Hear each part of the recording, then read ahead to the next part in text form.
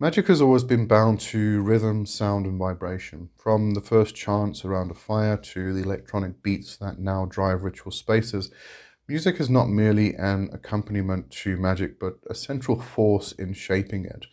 Sound bypasses the intellect and moves directly into the body and spirit, altering states of consciousness, carrying intention, and binding a group into shared resonance. To understand the use of music in magic, we can look at its traditional forms in chants, mantras, and charms, and then trace its evolution into modern expressions, where everything from folk ballads to punk and heavy metal becomes a tool of the craft.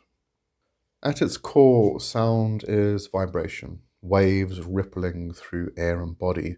In many traditions, vibration itself is seen as the primal substance of creation. The Hindu concept of Om is one example.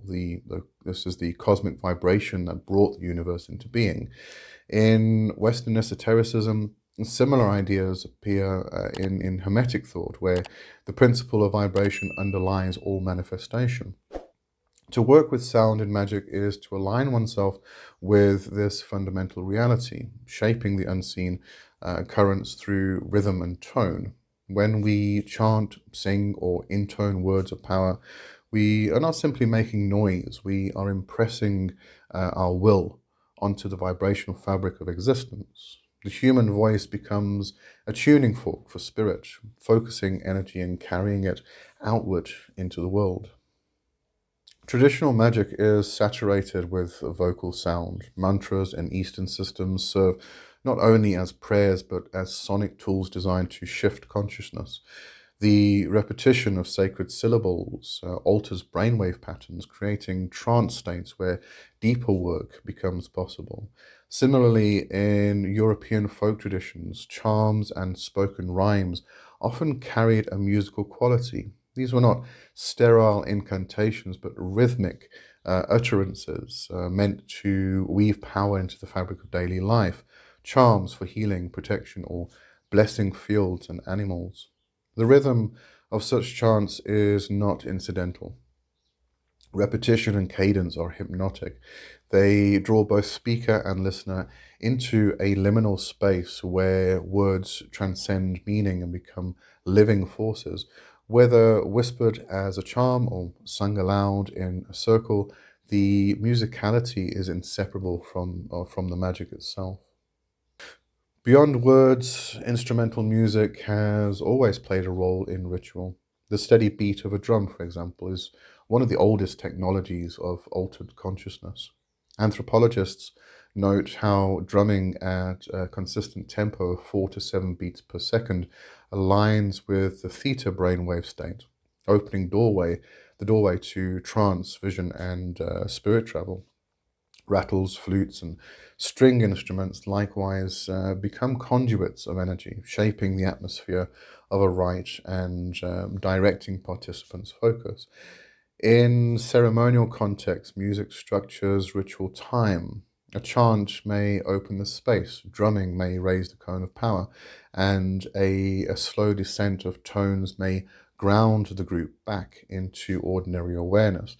Sound does not simply decorate the ritual, it is the current that carries the work from beginning to end, and the participants ride the wave.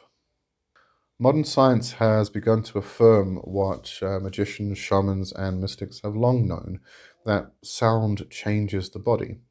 Every cell vibrates at a specific frequency, and when dissonance or disharmony enters, illness and imbalance can take root. Sound therapies such as tuning forks, gongs, and crystal bowls work by reintroducing harmonic vibrations that encourage the body to return to its natural state of balance. Even simple humming stimulates the vagus nerve, reducing stress and promoting healing responses throughout the nervous system. In magical healing rites, sound functions in a similar way. Chants and tones are not only psychological aids, but also vibrational medicines, reshaping the subtle and physical bodies. When a practitioner sings into a wound, hums over a sick child, or intones healing syllables in ritual, They are applying vibrational force directly into the cellular matrix. In this sense, music and magic blur. The song is both spell and treatment carried into flesh by vibration itself. While structured chants and set songs hold power, spontaneous singing is another often overlooked dimension of magical sound.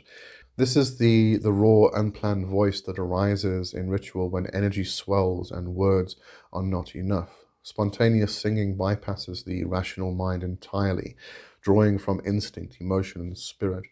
It might begin as a hum, then rise into tones, chants, or even full lyrics improvised in the moment. Such singing often emerges at the peak of energy raising, when the cone of power builds or when spirits are invoked. Because it is unplanned, it is free of egoic control and becomes a direct channel of magical current. Practitioners often describe it as though the song sings them, rather than the other way around. In solitary work, spontaneous singing can be an act of self-expression and release, while in group rites, it unifies participants in a shared field of sound. The unpredictability is the point. It carries the essence of living magic, present and responsive to the moment. If you would like to learn more about spontaneous singing, then go onto my Patreon into the shop. You'll find a course in there for that specific thing. In today's practice, witches and magicians extend this understanding to modern forms of music. Just as folk charms embedded spellcraft in rhythm, modern practitioners use recorded or live music to invoke particular energies. A driving metal riff may call up raw Mars-like force for protective work. Ambient electronic soundscapes can immerse the practitioner in liminal, dreamlike states, ideal for divination or astral exploration. Even pop songs, when used with intention, become spells. Singing along with lyrics that affirm desire or empowerment can be an act of sympathetic magic, aligning one's will with the archetypes and emotions carried by the music. Music also functions as a sigil in motion. A playlist curated for a spell works like a magical circle of sound, each track chosen for its symbolic resonance. A song may serve as an anchor for a specific working. Whenever it is played, it recalls and reinforces the intention. Just as charms once passed orally through generations, music shared across digital networks carries enchantments into the collective unconscious. Magic thrives on emotion, desire, focus, ecstasy. Music is one of the most effective tools for stirring these states. It bypasses rational resistance and moves directly into the nervous system, quickening heartbeat, raising gooseflesh, and shifting mood. In ritual, this is not accidental but intentional.